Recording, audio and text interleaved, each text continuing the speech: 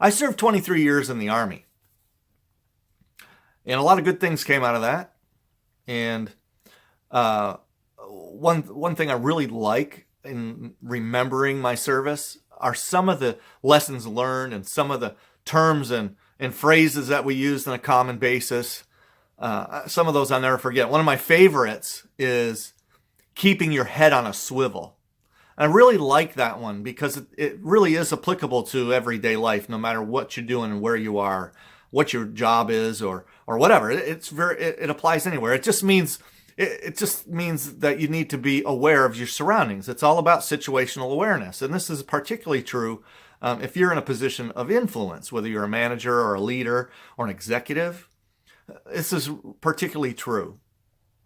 You have to understand what's happening around you in order to create a situation or to put yourself in a place where you can lead effectively.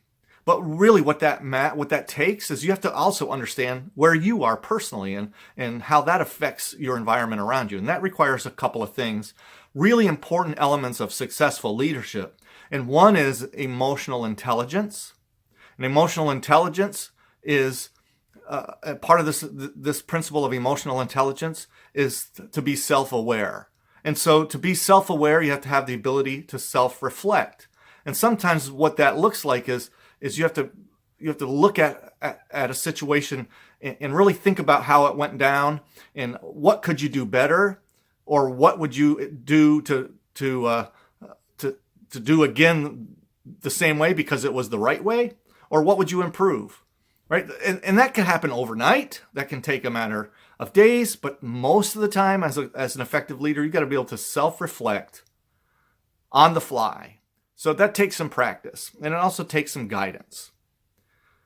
The other thing that you need besides emotional intelligence is an attitude of servitude or servant leadership.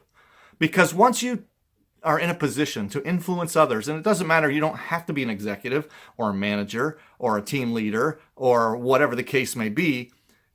If you're in a position to influence somebody else, then you're no longer number one on your own priority list.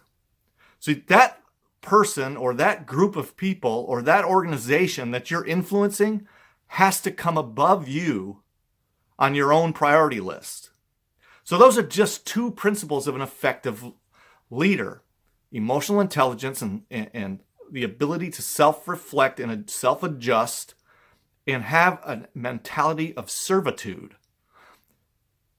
Combine that with some practical leader skills and understand your leadership style, and you're well on your way to be a much better and more effective